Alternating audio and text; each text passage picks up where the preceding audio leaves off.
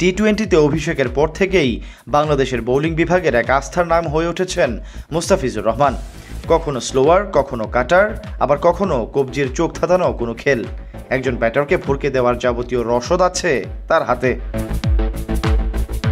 Death ওভারে কার্যকরী বোলিংয়েও বিশ্ব ক্রিকেটের বিরল নাম মুস্তাফিজুর রহমান। বাংলাদেশের জার্সিতে টি-20তে 109টি ম্যাচ খেলে 136টি উইকেট শিকার করা এই বাঁহাতি পেসার এবার জায়গা করে নিয়েছেন ইতিহাসের পাতায়। শ্রীলঙ্কার বিপক্ষে সদ্য সমাপ্ত টি-20 সিরিজের প্রথম ম্যাচে খেলেননি মুস্তাফিজ।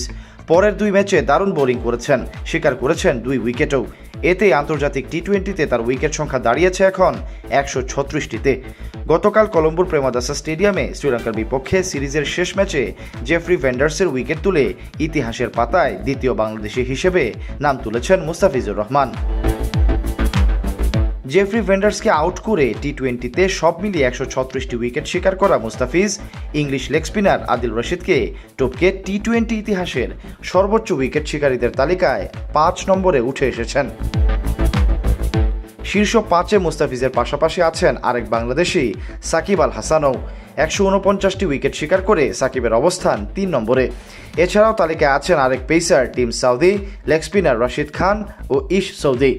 ওয়ালটন এখন দেশের সীমানা পেরিয়ে পৌঁছে গিয়েছে 50টিরও বেশি দেশে। ওয়ালটন, ঘরে ঘরে বিশ্বজুড়ে।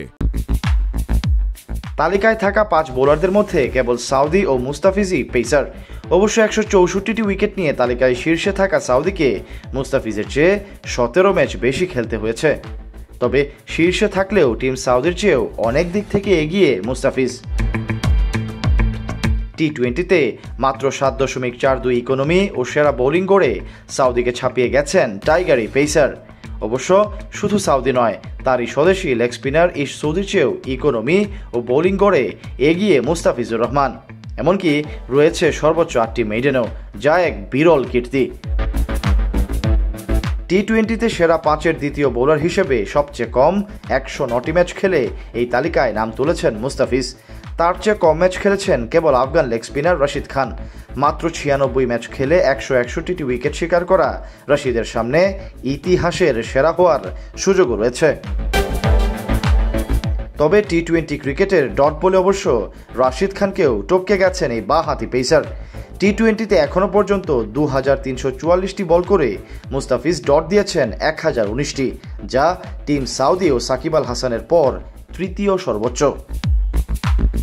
আর এসব কিছুই মুস্তাফিজ অর্জন করেছেন মাত্র 29 বছর বয়সে।